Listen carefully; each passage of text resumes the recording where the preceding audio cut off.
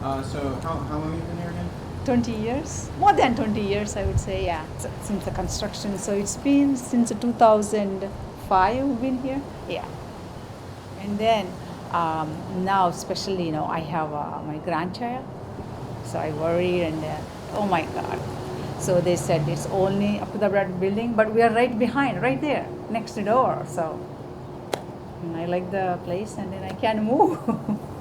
Well, not everybody can afford to move, just like that. So. What if the danger wasn't something you could see, but it was something in the air? Hidden Oaks is, by all accounts, a quiet, safe neighborhood for the 1,500 people who live there. But just beyond the tree line and the white picket fences, you can start to make out the shape of a building. So I guess just walk me through how you came across this case.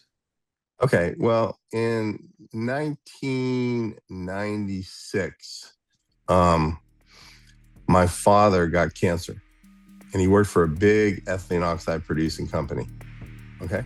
It used to be birthday parties and weddings, and now it's doctor's appointments and funerals. And I kept asking, what does this come from? They said, well, there's two main things. It's either genetic or it's exposure.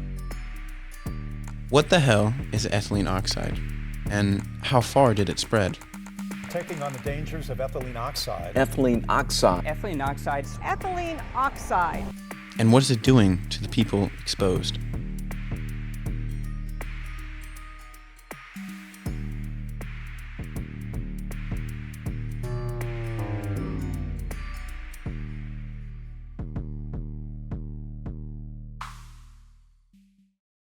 In the middle of a business park on an unremarkable road is this warehouse. For years, it was operated by a business called American Contract Systems, a small medical sterilization company based in the Midwest. They're a subsidiary of Owens & Minor, one of the largest medical distribution companies in the country, signing billion-dollar contracts with the Department of Defense. But you wouldn't know any of that just driving by. In 2024, the first of many lawsuits would be filed against these two companies. What did American Contract Systems, or ACS for short, do here? And what does it have to do with ETO? Ethylene oxide is a sterilization agent. It's not only a sterilization agent, it is the most effective. Soap and water isn't enough to make equipment sterile. Specialized chemicals are needed to kill all bacteria and anything else. And what it does is they put these pallets, they put it into the sterilization unit, and they pour ethylene oxide through gas. It's a gas. Ethylene oxide can now be injected in the chamber. Liquid EO runs from the bottle to the vaporizer, where it is heated. They soak it. But the poison is so good that it goes through the saran wrap, the box, the pallet, the little boxes, into the syringe that's closed, and it kills everything, which is good for sterilizing stuff. Ethylene oxide was discovered by Charles Wurtz in 1859. It was known to be a mutagen since the 40s and an occupational carcinogen since the 80s. But in 2016, the EPA used new data to upgrade its risk, calling it carcinogenic to humans, cancer-causing. Now, ethylene oxide is invisible, odorless, colorless, tasteless. So nobody knows they're breathing it in. Officials from the Environmental Protection Commission walked through the facility, documenting the sterilization process. Per EPA regulations in 2019, facilities using 2 tons or more of ETO are required to reduce emissions by 99% via filtration. This facility was over that margin, yet had no filtration. This is a map of Temple Terrace.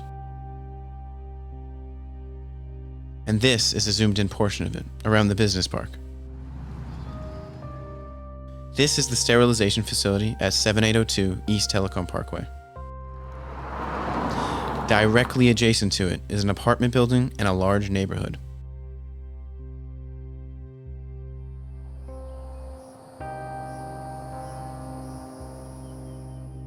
But if we zoom out, ETO can travel up to 5 miles. which would include this row of medical centers.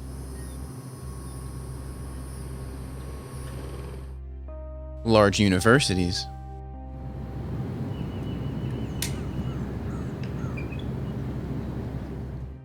and many highly populated neighborhoods and roads.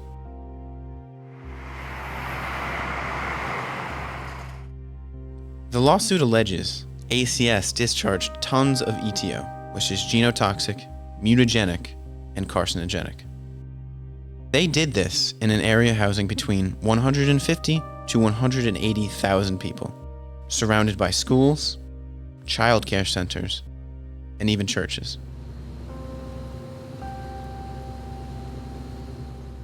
A man named Philip Fleichenhacker oversaw this facility, and this suit claims he delayed nearly every step of making the facility safe.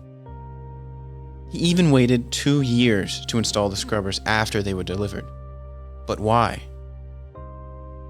Because the faster they move it, the more they can sterilize. The more they can sterilize, the more money they can make. And it's really a situation of profit over people. And people are dying, and people are getting sick, and they were never told. This is Tim. He lived just 3 miles from the facility for years. Where did this come from? Because I have no family history. I was diagnosed in 23, but I was already symptomatic when I got diagnosed with lymphoma. And I generally just had no energy at all. I just couldn't understand. It was something beyond just the aging. And I have to go to my dermatologist about every 4 months because the nature of my type of lymphoma lends itself to skin cancer. So I can't tell you how many surgeries I've had removing stuff from, skin cancer. Lawsuits and instances of ETO leakage have been popping up nationwide. There are cases in Illinois, Texas, Tennessee, even Georgia. There are 86 commercial sterilizers in the United States, all of them potentially dangerous. There's thousands of clients that my law firm represents across the country. Amid all of this, the EPA rolled out stricter regulations in 2023. This is called a scrubber. They can clean ETO out of the air, nearly 99% of it. In a 2023 inspection of the Tampa facility, those scrubbers were installed with the potential to reduce emissions by 99%. So, problem solved, right? According to the internal communications at Owens & Minor and later inspection records, that may not be the case.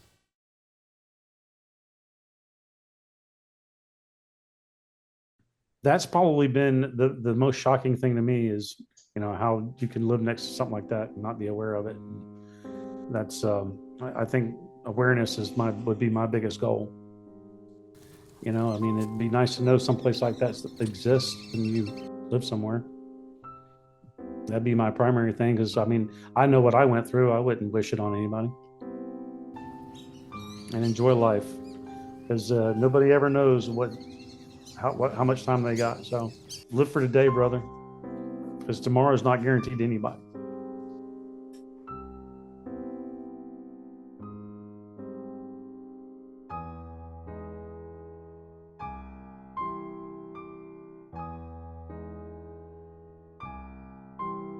This is Eric Hertz. His law firm represents the plaintiffs in the lawsuit.